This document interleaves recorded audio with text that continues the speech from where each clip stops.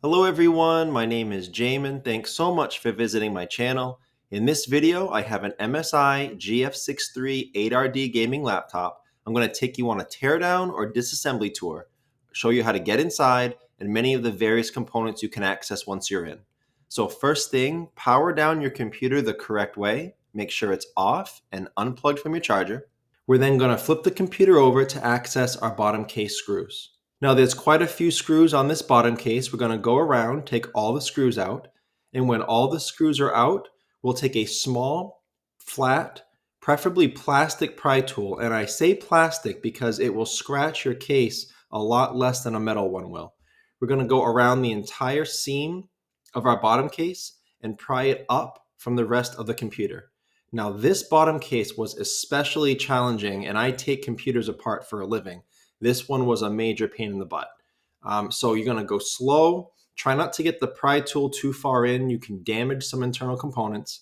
Keep it on the edge, slow but firm, and pry the bottom case up. One of the especially difficult parts that you may encounter is to the rear of the computer, prying it up. This is a view of the rear, and you'll see here you have to pry it up right here along this seam that goes over your vent, over the HDMI, and then sinks down a little lower and continues on. So that's going to be especially challenging. You're going to want to pry these two components apart from each other. And then once you get it fairly loose, you're going to want to flip the computer over, open your screen a little bit, and go at it from this side because that guard needs to come off. So after you pry that off, then you come in here and you actually remove it from on top of the palm rest. After you've removed it, you can close your top lid, you can close your screen, and it looks like this. See, you pried that top part up along here, and now you've taken it up. After that part comes up, then you're going to continue to pry the bottom case off from this seam now, right above your vent, all the way down here, again above the HDMI, coming down in this direction. That was the most challenging part of getting that bottom case up. Once you do remove your bottom case, this is what you're looking at for the inside of your computer. As a general computer repair side note, whenever I'm working on a computer in my shop, it's sitting on an anti-static mat. Either that or an anti-static bracelet are great ideas to avoid damaging anything in your computer when you're working on it. If you would like help with any tools or supplies for your computer project, as well as any replacement or upgrade parts for this specific model computer, I will have a link above, also below in the description, and it will be a list of all the tools and replacement parts I use for this computer. Now, as a word of caution to any computer project, I always either remove or at least unplug the battery before touching anything in a computer. A computer is safer to work on when as little power as possible is running through it. So just to flip the computer over so we can see it a little better, this is your battery down here, and it plugs into the motherboard right here. This battery is a 3-cell. It's a 51 watt hour, 11.4 volts. I will have that information below in the description if you need it to search for your own replacement battery. However, again, I will have a battery replacement option for you in that link I told you about below with all the replacement and upgrade parts for this computer. So as with any cables or wires in a computer, try to avoid pulling on the wires themselves. Try just to manipulate the plug if at all possible. Sometimes these wires can pop right out of the plug and you can damage them. So there's a little grip right there in the center. You can put a pry tool on that and gently push it down, push this plug out. However, sometimes, as in the case of this computer, that didn't get me all the force that I needed. So I did have to remove the battery, hold on to the wires, grip that plug as much as I could with my fingers, and then do a combination of gently pulling on this and then pushing with a pry tool in that middle, and that's how I got that plug out. And I guess the last thing to shout out about this kind of operation, if you're here because your computer is not turning on, it could be a bad battery and you may have to replace it, but keep in mind that most laptops will still turn on and work even if the battery's dead, as long as your charger's plugged in. So if your computer is not turning on at all, it could be something other than just a bad battery. If you would like help troubleshooting why your laptop is not turning on, there'll be a video link above, also below in the description. That will be a tutorial in how to troubleshoot a laptop that's not turning on so you can find the cause and fix it. As you can see, you have two different storage locations here. You have this single M.2 port, NVMe, PCIe. This takes Gen 3 solid state drives. And then you have this 2.5-inch SATA drive port here. So for many of you, this will be a hard drive in this compartment, but you can upgrade these to solid state drives. They do make solid state drives that come in this 2.5-inch SATA plug-in casing here. I will have several upgrade and replacement options for both of these below in the description in that link I told you about with all the replacement and upgrade parts for this computer. I will try to have a 1 terabyte option for the M.2. I'll also try to have a 2 terabyte option if you're looking to really upgrade. And this right here is a 1 terabyte hard drive for most of you. So if you're looking to just replace it at the cheapest cost, I will have a 1 terabyte hard drive in that list, but I will also have a terabyte solid state drive and a 2 terabyte solid state drive that will fit into this SATA port here if you want to upgrade.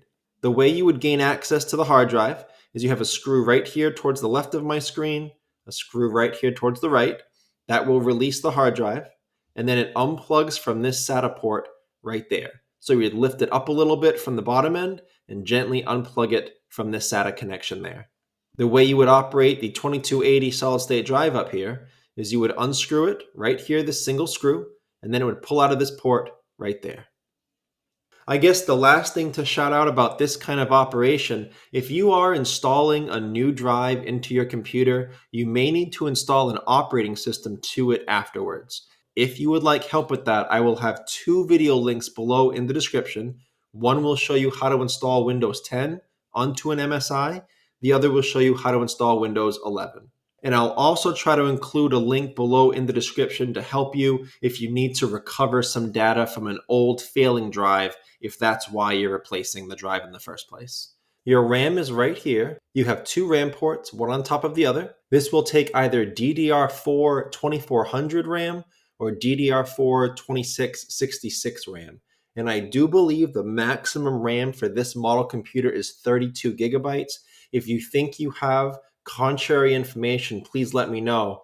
But the models that I saw, I wasn't able to get the computer to see anything higher than 32 gigabytes. Maybe some of you with a different CPU, maybe you'll have more. But again, as far as I know, 32 gigabyte max RAM. I'll have all that RAM information below in the description. I will also include some RAM replacement and upgrade options in that link I told you about with all the replacement and upgrade parts. I'll try to have a single 16 gigabyte stick if you're looking to replace the one that broke, or if you're looking to just add one. I will also have a 32 gigabyte kit with 2 16 gigabyte sticks if your stick broke and you're looking to max out. The way that RAM works, RAM is held in by 2 spring-loaded metal arms on either side. The way you get the RAM out is you gently pry those apart from each other away from the RAM stick. The RAM will then release. Oftentimes it will pop up a little bit, and then you can grab it from the middle and slide it out of this port. To put RAM back in, you'll notice on your RAM stick there's a long side and a short side. So you can only get that RAM in the correct way. You push it in there, make sure it's flat and straight. You see this gold section, it's nice and even all along that port. And then when you have it in there, you press down in the center, and these metal arms will snap onto it and hold it in place. The last thing I'll mention about this type of an operation, if you are trying to maximize your computer's performance, maximize its speed, RAM is a great way to do that. It's probably one of the cheapest and easiest upgrades you can do, just maxing out your RAM. So here are your speakers, this one to the left and this one to the right. It connects by this wire here, this white and black wire that runs under your battery, under your hard drive, and plugs into this speaker here. And then they plug into the motherboard there. Now, these are not actually screwed down. You see these red rubber washers that go over these posts for sound insulation? That's all that's holding these speakers down. So you can just wiggle those right off, and that's how you get them out. Just like the battery, be very careful pulling on these wires. These are very fragile, and these can definitely snap out of that port. But this plug has a grip on either side. You can use your fingernails or a pry tool to get that out of the motherboard there. And to get at the wire running from speaker to speaker, you may have to go under the hard drive. You would undo these 2 screws here. That will release the hard drive. and then you'll pick it up a little bit from this bottom side here using this black tab and pull it out of this port right there. That's how you would get your hard drive out. And I will try to have some speaker replacement options below in the description in that link I told you about with all the replacement and upgrade parts for this model computer.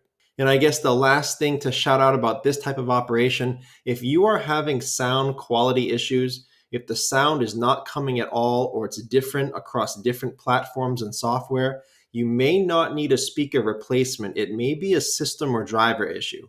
Below in the description, I will have a tutorial showing you how to update all your drivers, update your system, make sure that all those things are working well, and maybe you can fix your audio issues that way, and you don't have to get in here for a complicated, invasive repair if you don't have to. Your Wi-Fi card is right up here. There's a small piece of yellow transparent tape that's over the screw and the antenna wire. So to get it out, you would have to take that tape up and take out that single screw right there to access your Wi-Fi card. Now this Wi-Fi card had an Intel model number 9462NGW. It's a Wi-Fi Bluetooth V5 card. I'll have all the Wi-Fi card info below in the description, and I will also include a replacement option below in that link I told you about with all the replacement and upgrade parts for this model computer. After undoing that screw, all you would have left are these two antenna wire that come through this hinge assembly. Now these are just snaps, so those will just unsnap directly up and off. Just pull them up and off of that Wi-Fi card and they'll snap off. To get them back on, they do have to be at a perfect 90-degree angle to snap back onto the card, and you are strong enough to damage them if it's not at the right angle and you try to force it. So be very careful, go slow. It could be a little bit of a pain if you're not used to it, but just get it at the right 90-degree angle and you will be able to snap those back on. And I guess as a last side note to this type of operation, if you're having Wi-Fi issues with your computer, if you can't see any networks, it could be a bad Wi-Fi card, but it also could be driver or system related. So before you get in here and try to do an invasive repair like this, I'll have a video above. Also below in the description, it'll show you how to troubleshoot a no Wi-Fi situation with your computer, so you may be able to fix it that way before having to do something like this. So your fan is right here. Your heatsink assembly goes from these two vents and goes down over your CPU and GPU areas. To get your fan off, you have these three screws right here, and the fan plugs into the motherboard right here. So as mentioned earlier, be very careful with these wires. Do not pull on them. They can easily come out of that plug.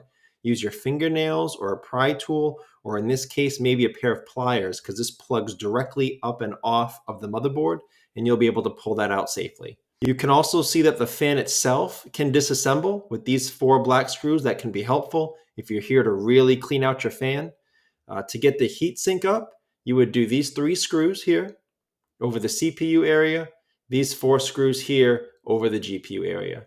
Now, as a side note, whenever you are removing this heatsink, whenever you are exposing this thermal paste to air, you do need to reapply it. Exposing thermal paste to air compromises its ability to function the way that it should, and it should be reapplied. I will have below in the description a video tutorial showing you how you can clean out a fan by disassembling it, and also how to reapply the correct amount of thermal paste after cleaning all the old stuff off. You do not want to put new paste on top of old paste. And when you're putting it down, you do not want to put down too much thermal paste. If you put down too much, it can actually lock heat in rather than facilitate its transport out. So again, I will have that video tutorial below in the description if you want some help working on that. The other things to shout out, this is your LCD cable that comes down here. It comes in from this hinge assembly, comes down around your fan, plugs into the motherboard right here. These type of ribbon cable connectors are very fragile. Be careful when working with these. If you guys notice, it's a bottom white port. The ribbon cable plugs in up top, and there's a black clip here. These are very fragile. The way to operate this black clip operates like a book cover. The hinges are on the bottom, and it opens on the top.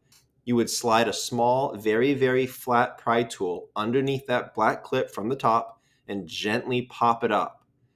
Be very careful. If you do break that clip, you're probably not going to find a replacement. which means this cable will never secure correctly in that port again. So be very careful. After you pop it up, you can take the ribbon cable out, and then of course you would do the reverse to secure it. You would put it into the port, make sure that it's flush and flat, and then gently put that black clip down to secure it in place. Already mentioned earlier was your antenna wire that come down through the opposite hinge assembly.